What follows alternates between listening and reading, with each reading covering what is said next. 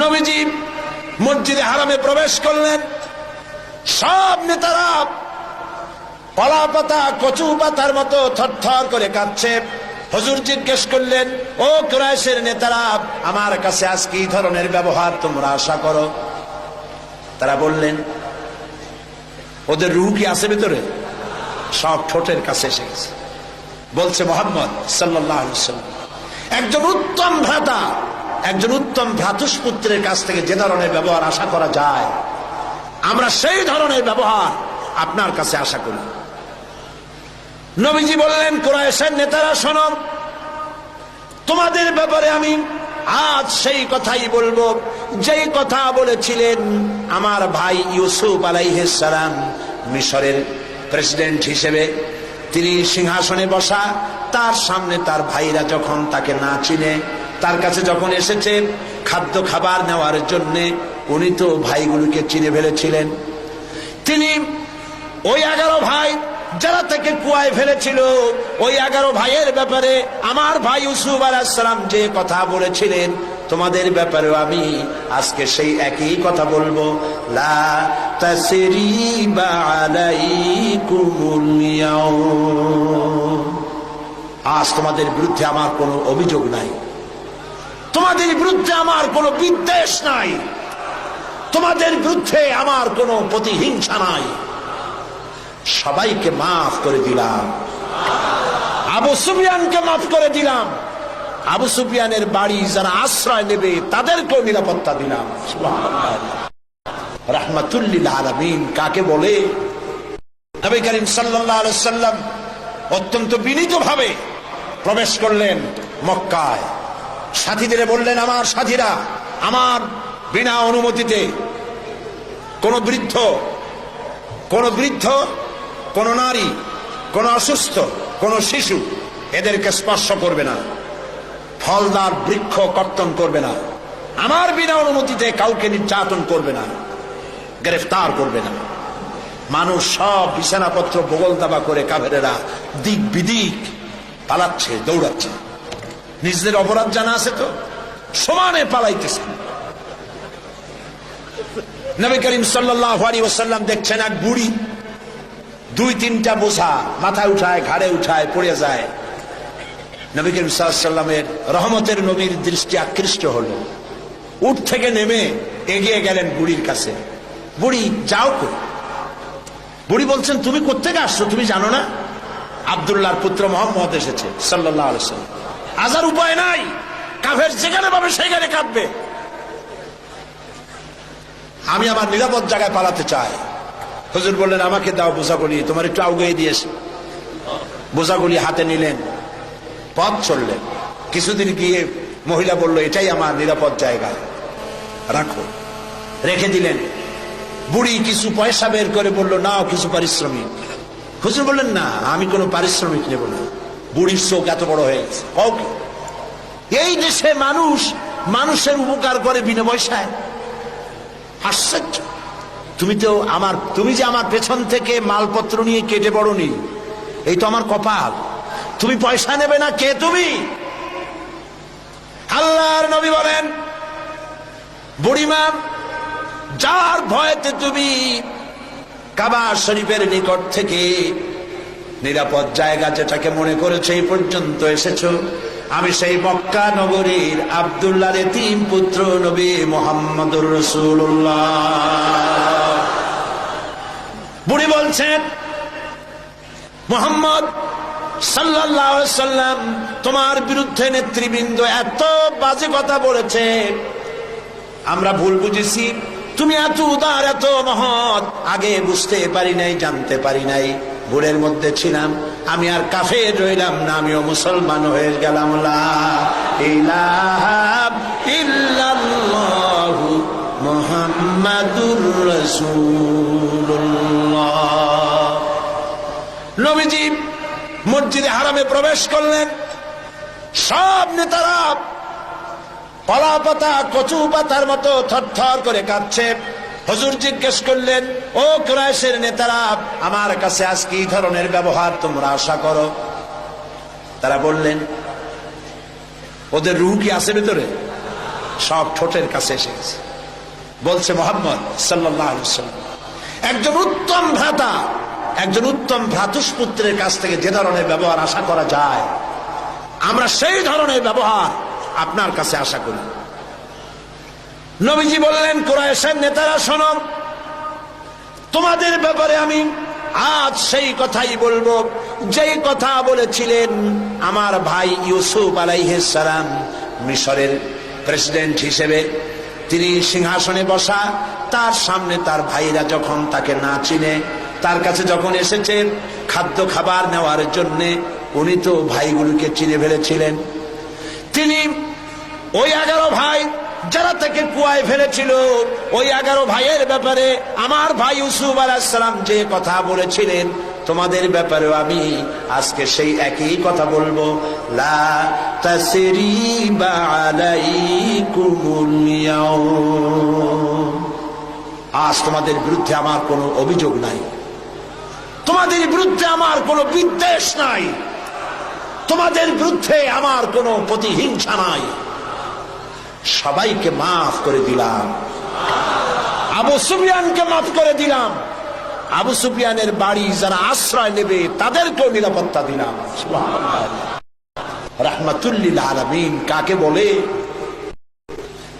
জনাবে মুহাম্মদ রাসূলুল্লাহ সাল্লাল্লাহু আলাইহি ওয়াসাল্লাম মক্কা দখল করলেন।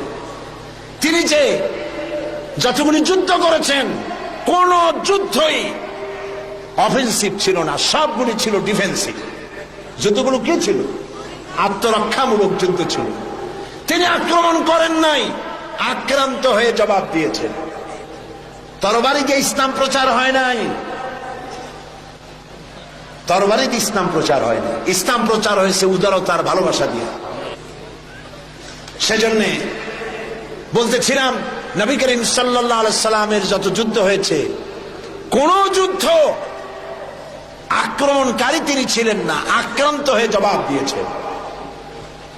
এবং সমস্ত যুদ্ধে মুসলমান ছিল কম, কাফের ছিল বেশি। জয়যুদ্ধ হয়েছে কারা? বলেন না কারা? মুসলমানেরা। আল্লাহ মুসলমানদেরকে বিজয় দান করেছেন সর্বত্র, বদরে, ওহদে, সব জায়গায়। আবারও করবেন ইনশাআল্লাহ।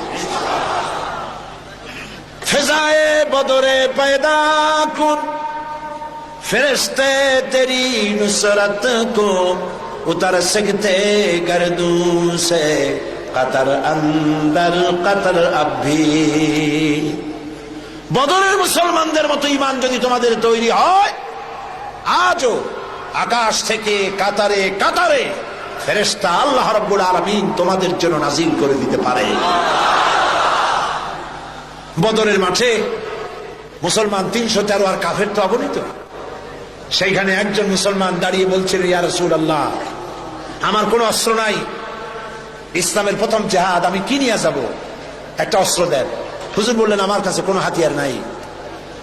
সাহাবী বললেন, হুজুর যা পারেন আপনার হাত দিয়া উঠাই আমার হাতে দেন। রাসূলুল্লাহ একটা শুকনা খেজুরের ডাল পাইলেন, শুকনা খেজুরের ডালটা তুলে নিজ হাতে সাহাবীর হাতে দিলেন। সাহাবী বলেন, রাসূলের দেওয়া শুকনা ডাল নিয়ে হাজার কাফেরদের ভিড়ের মধ্যে ঝাঁপিয়ে পড়লাম। রাসূলের দেওয়া শুকনা খেজুরের ডাল দিয়ে যখন আঘাত করলাম, ধারালো তরবারি দিয়ে আঘাত করলেন, যেমন অবস্থা হয় শুকনা ডালের আঘাতে কাফেরদের কল্লা কেটে পড়ে গেল মাটির উপরে।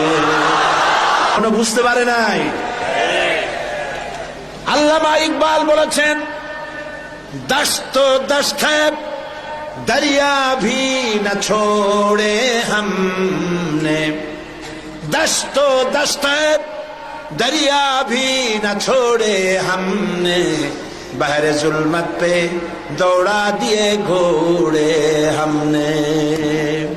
প্রান্তত্ব প্রান্তর শ্রাবণের উত্তাল তরঙ্গমালার উপর দিয়ে টাইগ্রিসের বুক ছাপায়া অশ্ববাহিনী সাথে করে নিয়ে আমরা দরিয়া পাড়ি দিয়ে দরিয়ার উপরে আফ্রিকার ভূখণ্ডে গিয়ে ইসলামের পতাকা উড্ডীন করেছি। সেই মুসলমান আমরা। সাদ বিন আবি ওয়াক্কাস রাদিয়াল্লাহু তাআলা 60,000 সৈন্য নিয়ে পারস্যের বহরাস নগর অবরোধ করে দরিয়া পাড়ি দিয়ে পার যাবে। বললেন সাহাবীরা, সামনে দরিয়া পারাপারের জন্য কোনো ব্যবস্থা নাই, কি করতে চাও? ইসলাম দরিয়ার এপারে থাকবে না ওপারেও নিবা? সাহাবীরা বললেন, আপনি যেভাবে নির্দেশ করবেন সেনাপতি, আমরা তাই করব। তিনি বললেন, প্রস্তুত হও, অশ্ববাহিনী, উস্ত্রারোহী, তীরন্দাজ, তরবারিওয়ালা, যে যে অবস্থা আছো আমার সাথে দরিয়া ঝাঁপায় পড়ো। অন্ধকার রাত, দরিয়ায় উত্তল ঢেউ চলছে। এই ঢেউয়ের মধ্য দিয়ে অশ্বারোহী, উষ্ট্রারোহী 60,000 সৈন্যের নেতৃত্ব দিচ্ছেন সাদ বিন আবি ওয়াক্কাস। বললেন, পড়ো আমার সাথে, নাস্তাঈনু বিল্লাহি ওয়া নাতাওয়াক্কালু আলাইহি, হাসবুনাল্লাহু নি'মাল ওয়াকিল, নি'মাল মাওলা ওয়া নি'মান নাসীর। ঐতিহাসিকরা লিখছেন, 60,000 সৈন্য নিয়ে এই দরিয়া পাড়ি দিয়ে নদীর ওপারে চলে যাওয়ার পর তিনি জিজ্ঞেস করলেন, সবাই তোমরা এসেছো কিনা? রাতের আধারে সবাই বললেন, সবাই খোঁজ খবর নিয়ে গুনে দেখলেন একটা ঘোড়াও হারায় নাই, একটা উটও ডুবে যায় নাই, একজন মানুষ হারায় যায় নাই, একজন মানুষের হাতের তরবারিও দরিয়ার ঢেউ ছিটকায়া নেয় নাই।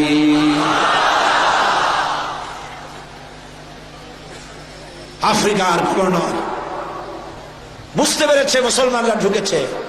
সে তার সেনাপতিকে বলল, এই মুসলমানগুলির জায়গা করে দাও জঙ্গলের কাছে। জঙ্গলের ভিতরে যে সমস্ত হিংস্র প্রাণী আছে ওরাই খাইয়া শেষ করে দেবে, রাতের বেলায় যুদ্ধ করা লাগবে না, তাদেরকে ওখানে থাকতে দাও। হযরত সাদ বললেন, একটা মঞ্চ বানাও সাহাবীরা। একটা মস্ত মঞ্চ বানানো হলো। ইতিহাস শুনুন মুসলমান, আপনার জীবনে গৌরব উজ্জ্বল ইতিহাস মুসলমানরা ভুলে গেছে, যুবকরা ভুলে গেছে। আজকের যুবকরা চিন্তা করেছে তারা সূর্য সেনের উত্তরসূরি। আজকের যুবকরা মনে করছে তারা রবীন্দ্রনাথের উত্তরসূরি। ও মুসলমান, সূর্য সেনের উত্তরসূরি তোমরা নও, তোমরা শহীদ তীতমণির উত্তরসূরি, শাহজালালের উত্তরসূরি, খান জাহানের উত্তরসূরি, খালিদ বিন ওয়ালিদের উত্তরসূরি। মঞ্চের উপরে উঠে দাঁড়ালেন, মঞ্চ নির্মিত হয়ে গেল। হযরতে সাদ মঞ্চের উপরে দাঁড়িয়ে জঙ্গলের দিকে তাকিয়ে বললেন, লক্ষ্য করুন, আরে ভাই, এত মানুষ, কারো তো পেশাব পায়খানা লাগতেই পারে, আপনারা পথ ছেড়ে দেন, তা না হলে আপনাদেরই অসুবিধা হবে। মঞ্চের উপরে দাঁড়িয়ে হযরতে সাদ বললেন, ইয়া আইয়াতুল হাসারাত ওয়াস সিবা, নাহনু আসহাবু রাসূলুল্লাহ সাল্লাল্লাহু আলাইহি ওয়াসাল্লাম, ফারজিউ ফাইন্না নাজিলুন, ফামান ওয়াজাদনা বাদাহু কাতালনাহু। ও জঙ্গলের হিংস্র প্রাণীরা, শুনে রাখো, আমরা আল্লাহর নবী রাসূলুল্লাহর সাহাবী, এই এলাকায় ইসলাম প্রচারের জন্য এই এলাকায় এসেছি, আমরা এখানে রাত কাটাতে চাই। সুতরাং তোমরা যারা এই জঙ্গলের ভিতরে হিংস্র প্রাণী আছো, আমাদের নিরাপত্তার কারণে এই এলাকা ছেড়ে অন্যত্র চলে যাও। আমার এই ঘোষণার পরে যদি কোনো হিংস্র প্রাণী আমাদের সামনে পড়ে যায়, তরবারি দিয়ে ফয়সালা করা হবে। কাফেরেরা চিন্তা করলো, পাগলেরা কয় কি, মঞ্চ বানাইয়া বাঘ সিংহ হলে ওয়াজ করতেছে, একটা কথা হইল। কাফেরেরা দেখলো হযরত সাদের বক্তৃতার পরে মানুষের চক্ষু বিস্ফারিত করে জঙ্গলের ভিতর থেকে সিংহের লাইনে সিংহ, বাঘের লাইনে বাঘ, সাপের লাইনে সাপ, যার যার আন্ডা বাচ্চা মুখে নিয়ে লাইন করে জায়গা ত্যাগ করে চলে গেল। সেই মুসলমান আমরা, আবার সেই দিন ফিরে আসতে পারে, ফিরে আসবে ইনশাআল্লাহ। বলি ইনশাআল্লাহ।